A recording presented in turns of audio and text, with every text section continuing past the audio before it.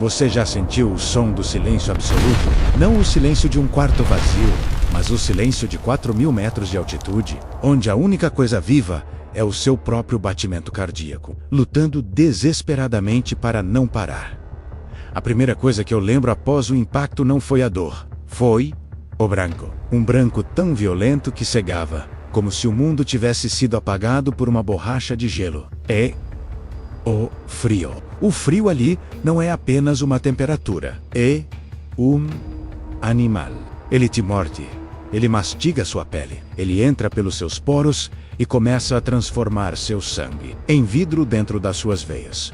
Eu estava preso entre dois assentos retorcidos. O cheiro de combustível de avião era sufocante, misturado ao cheiro metálico de sangue fresco e ao odor acre de metal rasgado. Eu tentava puxar o ar, mas o oxigênio era ralo, e cada inspiração parecia que eu estava engolindo agulhas de gelo.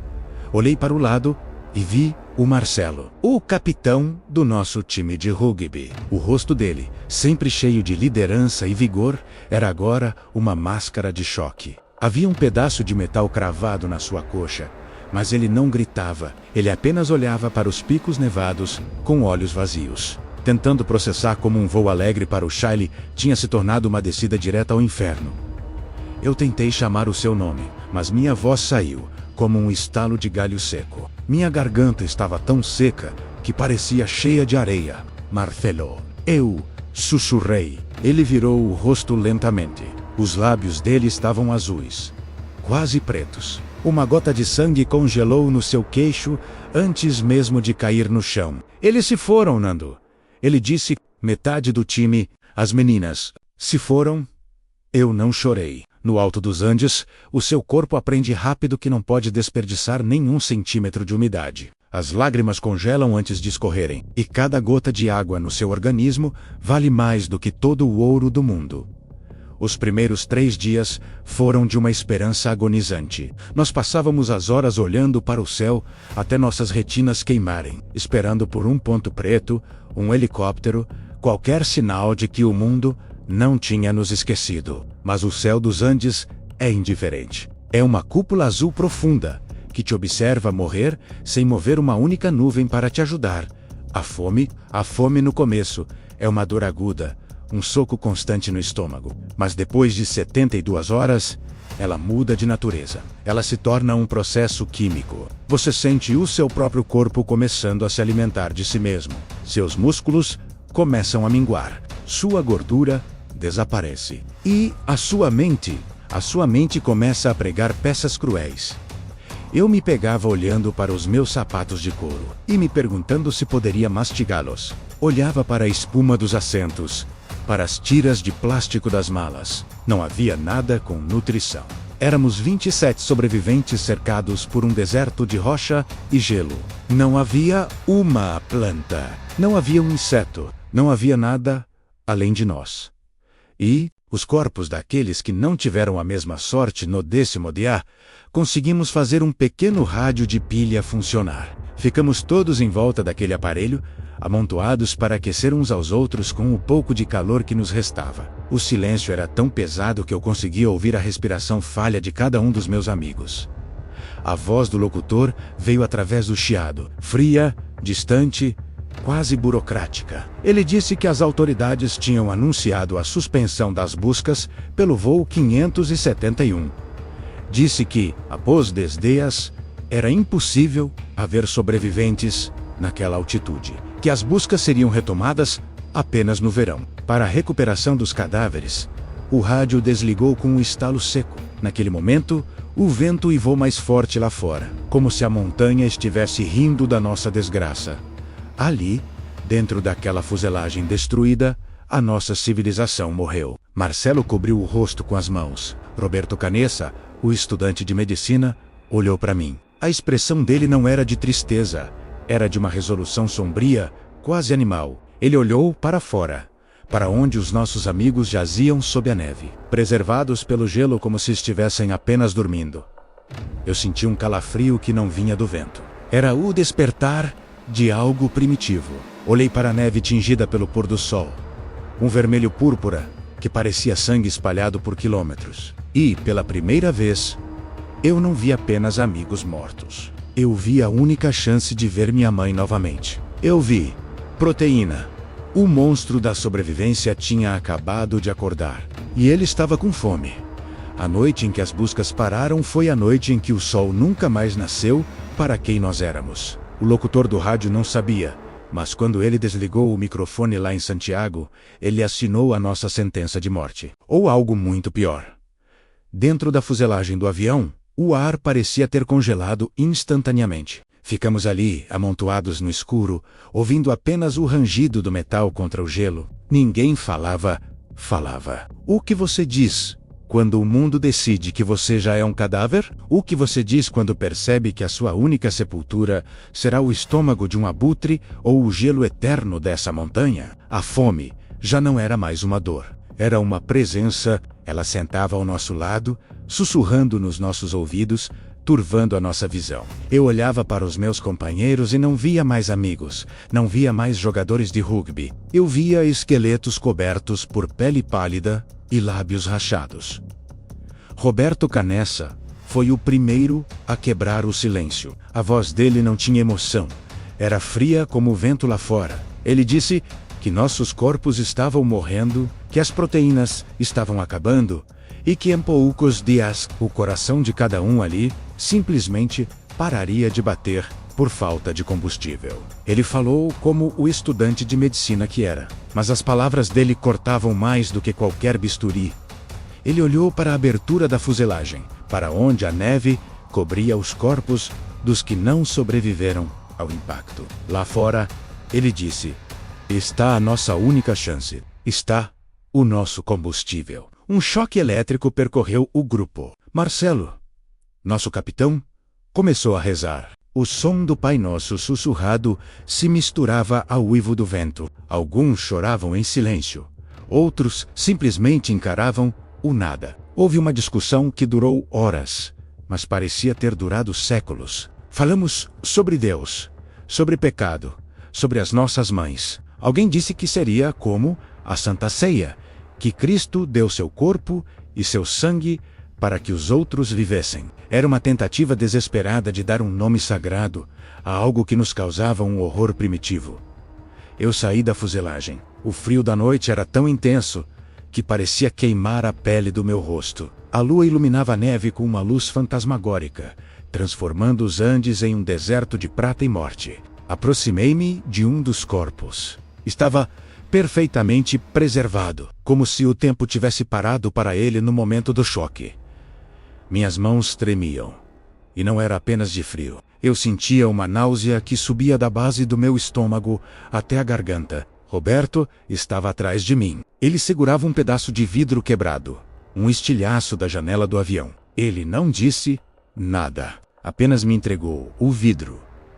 O som do vidro cortando a pele congelada é algo que eu nunca, em toda a minha vida, consegui esquecer. Não é como cortar carne em um açougue. Um som seco, um estalo que ecoa na alma. O primeiro pedaço era pequeno, do tamanho de um fósforo. Eu o segurei na palma da mão. Era frio, era cinza. Eu olhei para o céu, pedindo um perdão que eu sabia que talvez nunca viesse. Fechei os olhos e coloquei na boca. A primeira sensação não foi o gosto, foi a textura. Era como comer um pedaço de gelo que se recusava a derreter. Algo duro, fibroso, sem sabor algum. Mas o peso daquilo, o peso psicológico de engolir a carne de um amigo, era como engolir chumbo derretido. Meu estômago se contraiu, tentando expulsar o intruso, mas a vontade de viver foi mais forte. Eu forcei a garganta. Eu engoli. Naquele momento, algo morreu dentro de mim. O menino que saiu do Uruguai cheio de sonhos tinha ficado para trás. O que restava ali, naquela montanha, era uma criatura nova, uma criatura disposta a quebrar todos os tabus, a cruzar todas as linhas da civilização para não se tornar apenas mais uma mancha de sangue na neve. Voltei para dentro da fuselagem. Os outros me olhavam com olhos arregalados, procurando em mim algum sinal de transformação, de loucura ou de demônio. Eu apenas balancei a cabeça e me sentei no meu canto, sentindo o calor artificial daquela pequena proteína começar a percorrer minhas veias. Um a um, eles começaram a sair. No começo, eram os mais jovens, levados pelo instinto de sobrevivência mais puro. Depois, os mais religiosos, justificando cada movimento com uma prece. No final daquela noite, o pacto de sangue estava selado. Estávamos unidos pelo segredo mais sombrio que um ser humano pode carregar. O silêncio que se seguiu não era mais o silêncio da esperança, era o silêncio da cumplicidade. Éramos agora uma alcateia. E o jantar, o pior jantar da minha vida, seria o que nos manteria vivos pelos próximos 72 dias. Mas enquanto meu corpo se fortalecia, minha mente começava a desmoronar. Porque agora, toda vez que eu fechava os olhos, eu via os rostos deles, e eles não pareciam bravos. Eles pareciam estar nos perguntando: até onde vocês vão para voltar para casa? Eu ainda não sabia a resposta, mas eu sabia que os Andes ainda não tinham terminado de cobrar o seu preço. Se você acha que o pior já tinha passado quando aceitamos o inaceitável, você não conhece a crueldade dos Andes. A montanha não se contenta em te ver sofrer. Ela quer te quebrar, pedaço por pedaço, até que não reste nada além de um sopro de vida. No 17º dia, o destino decidiu que nossa provação ainda era pequena. Era noite, estávamos todos espremidos dentro da fuselagem, tentando compartilhar o pouco calor que nossos corpos magros ainda produziam. O som do vento lá fora era um uivo constante, uma nota única e aguda que parecia querer rasgar o metal. De repente, o som mudou. Não era mais um uivo, era um trovão surdo, um rugido que vinha de cima, das entranhas da montanha. Eu me lembro de olhar para o teto da fuselagem por um segundo, e então o mundo desabou.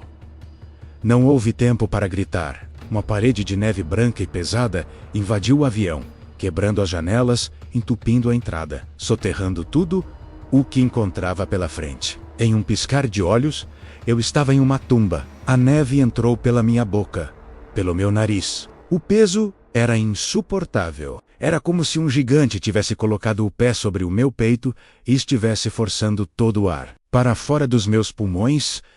A escuridão era absoluta. Eu tentava mover as mãos, mas a neve estava compactada como cimento. Eu sentia os pés de alguém chutando perto do meu rosto. Um movimento desesperado e rítmico que foi diminuindo, até parar. Eu estava morrendo, e estranhamente, senti uma paz terrível. Pensei que finalmente o frio iria ganhar. Mas então, senti uma mão humana, tateando no escuro, puxando a neve de cima do meu rosto. Alguém estava cavando com as unhas, com os dentes, com o que restava de força. Era o Roy Harley. Ele conseguiu respirar e começou a cavar como um louco. Quando ele tirou a neve da minha boca, eu dei a lufada de ar mais dolorosa da minha vida. Mas não havia tempo para comemorar. Estávamos enterrados vivos dentro de um avião que agora era um submarino de gelo. Passamos 3 dias ali dentro. 3 dias enterrados sob metros de neve. O ar estava acabando. O cheiro era insuportável. O cheiro de suor, de urina, de desespero e dos novos mortos que a avalanche tinha levado. Marcelo, nosso capitão, nosso guia espiritual, estava morto sob a neve. 8 de nós partiram naquela noite. Nesses 3 dias, a nossa humanidade foi testada de uma forma que ninguém consegue imaginar. Estávamos tão apertados que não podíamos mover os braços. Para sobreviver, tínhamos que cavar túneis para chegar à superfície e conseguir um pouco de oxigênio. E a fome. A fome voltou com uma fúria redobrada. Estávamos cercados pelos corpos dos nossos amigos, que tinham acabado de morrer. Ali, no escuro, no silêncio de uma tumba gelada, a linha entre a vida e a morte desapareceu por completo. Nós não éramos mais pessoas. Éramos sobreviventes em estado bruto. Eu me lembro de olhar para o rosto de um dos rapazes ao meu lado. Ele estava chorando, mas as lágrimas não tinham som. Ele disse: Nando, por que a montanha não nos deixa ir de uma vez? Por que ela nos mantém aqui para sofrer desse jeito? Eu não tinha a resposta, Mas olhei para ele e disse: porque enquanto houver um de nós respirando, a montanha ainda não venceu. Nós somos o erro no cálculo desses picos. E nós vamos continuar sendo o erro. Quando finalmente conseguimos cavar um buraco até a superfície e ver a luz do sol novamente, o cenário era desolador. O avião estava completamente coberto. Éramos apenas um ponto invisível em um oceano de gelo. Foi ali que percebemos: ninguém viria nos buscar. O rádio tinha avisado.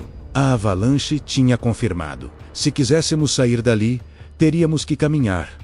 Mas caminhar para onde? Estávamos no meio do nada, cercados por picos de 6.000 metros, sem sapatos adequados, sem roupas, sem oxigênio. Caminhar significava morte certa.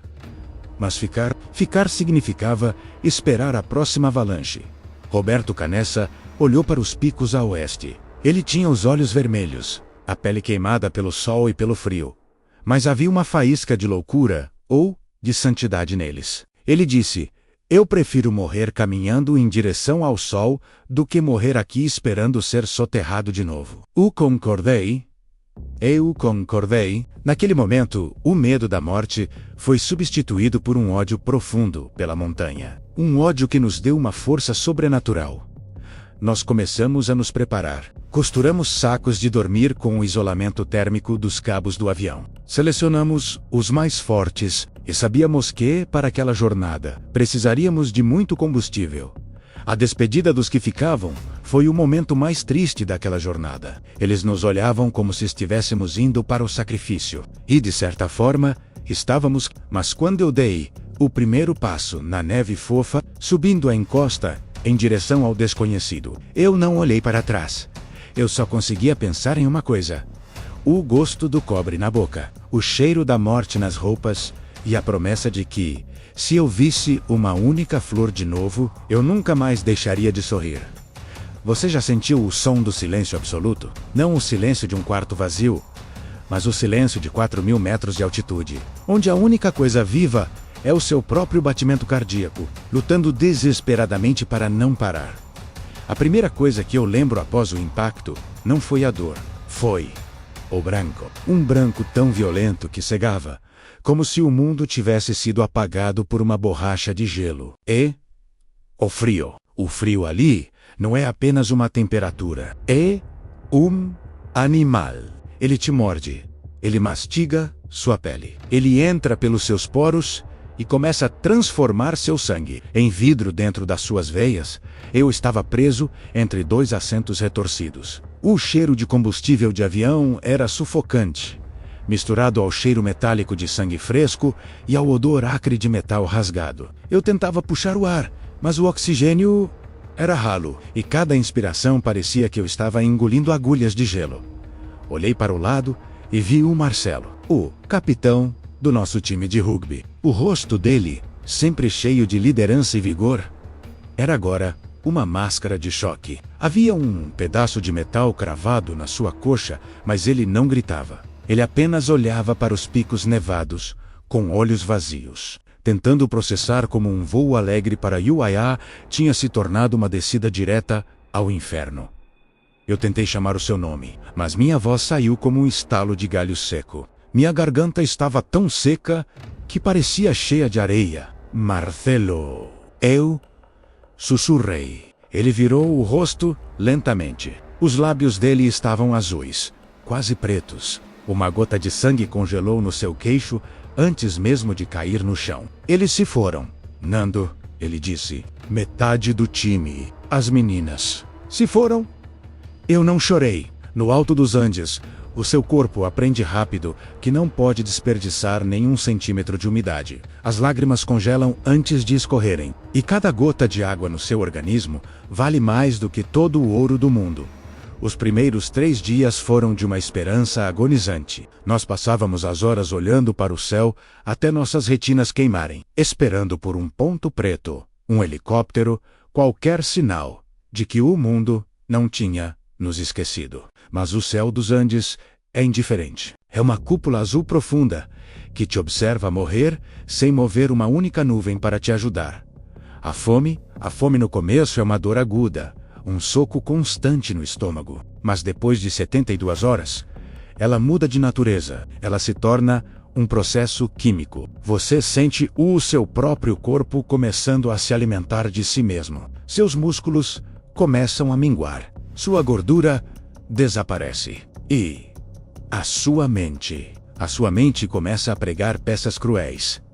Eu me pegava olhando para os meus sapatos de couro e me perguntando se poderia mastigá-los. Olhava para a espuma dos assentos, para as tiras de plástico das malas. Não havia nada com nutrição. Éramos 27 sobreviventes cercados por um deserto de rocha e gelo. Não havia uma planta. Não havia um inseto. Não havia nada além de nós. E os corpos daqueles que não tiveram a mesma sorte no décimo Daya, conseguimos fazer um pequeno rádio de pilha funcionar. Ficamos todos em volta daquele aparelho, amontoados para aquecer uns aos outros, com um pouco de calor que nos restava. O silêncio era tão pesado que eu conseguia ouvir a respiração falha de cada um dos meus amigos. A voz do locutor veio através do chiado, fria, distante, quase burocrática. Ele disse que as autoridades tinham anunciado a suspensão das buscas pelo voo 571. Disse que, após 10 dias, era impossível haver sobreviventes naquela altitude, que as buscas seriam retomadas apenas no verão. Para a recuperação dos cadáveres, o rádio desligou com um estalo seco. Naquele momento, o vento uivou mais forte lá fora, como se a montanha estivesse rindo da nossa desgraça. Ali, dentro daquela fuselagem destruída, a nossa civilização morreu. Marcelo cobriu o rosto com as mãos. Roberto Canessa, o estudante de medicina, olhou para mim. A expressão dele não era de tristeza, era de uma resolução sombria, quase animal. Ele olhou para fora, para onde os nossos amigos jaziam sob a neve. Preservados pelo gelo como se estivessem apenas dormindo, eu senti um calafrio que não vinha do vento. Era o despertar de algo primitivo. Olhei para a neve tingida pelo pôr do sol, um vermelho púrpura que parecia sangue espalhado por quilômetros. E pela primeira vez, eu não vi apenas amigos mortos. Eu vi a única chance de ver minha mãe novamente. Eu vi Proteína, o monstro da sobrevivência, tinha acabado de acordar. E ele estava com fome. Dizem que o corpo humano tem limites. Mas eu aprendi que o limite é uma invenção da mente protegida pelo conforto. Quando você está nos Andes, o limite é apenas uma linha invisível que você cruza a cada respiração. No 61º dia, eu, Roberto Canessa e Vizintim decidimos que o fim seria nos nossos termos. Ou caminharíamos até a morte, ou caminharíamos até a vida. Ficar parado na fuselagem era apenas esperar pela nossa vez de virar sustento para os outros. A subida foi um pesadelo vertical. Cada passo na neve fofa consumia o oxigênio, que já não tínhamos. Meus pulmões queimavam como se eu estivesse respirando brasas, e minhas pernas eram troncos pesados que se recusavam a obedecer. Mas eu olhava para cima, eu só conseguia olhar para cima. 3 dias subindo. Quando finalmente atingimos o cume do pico que nos cercava, a cerca de 5.000 metros de altura, meu coração parou. Eu esperava ver o verde do Chailly, as vales, a civilização. Mas o que eu vi foi o infinito. Picos e mais picos de neve, um oceano de gelo que se estendia até onde a vista alcançava. Foi o momento mais solitário da minha existência. Ali, no teto do mundo, eu percebi o quão pequenos e irrelevantes nós éramos diante da fúria da Terra. Muitos teriam desistido ali, mas Roberto olhou para o horizonte e viu 2 picos ao longe que não tinham neve. Ali! Ele sussurrou.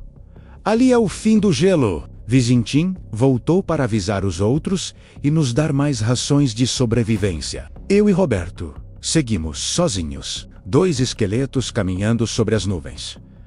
Os dias que se seguiram foram uma névoa de dor e alucinação. Nós não éramos mais homens. Éramos máquinas de sobrevivência movidas por um ódio sagrado à morte. Meus pés estavam em carne viva.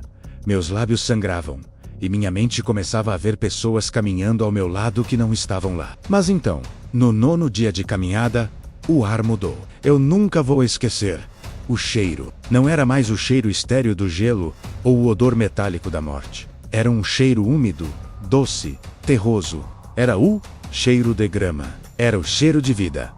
Vimos um fio de água que se transformou em um riacho. Vimos as primeiras plantas, pequenas e valentes entre as rochas. E então, vimos o verde. Eu caí de joelhos e agarrei a terra com as mãos. Eu chorei, e desta vez, as lágrimas não congelaram, elas molharam o solo chileno. Naquela noite, dormimos sob o som do rio, um som que para nós era a música mais linda já composta. Na manhã seguinte, do outro lado do rio caudaloso, ele apareceu, um homem montado em um cavalo. Sergio Catalán, um tropeiro chileno. Eu não conseguia gritar. Minha voz tinha morrido há semanas. Eu peguei uma pedra, amarrei um pedaço de papel e um lápis que Roberto trazia, e joguei para o outro lado. No papel, eu escrevi o grito de socorro mais famoso da história. Venho de um avião que caiu nas montanhas. Sou uruguaio. Temos 14 pessoas feridas lá em cima. Não temos comida. Por favor, venha nos buscar. O homem leu. Olho para nós, 2 seres esqueléticos, barbados, com roupas rasgadas e cheirando a decomposição. Ele não fugiu. Ele tirou o chapéu, sinalizou que tinha entendido e partiu a galope. Naquele momento, eu soube o inferno tinha acabado.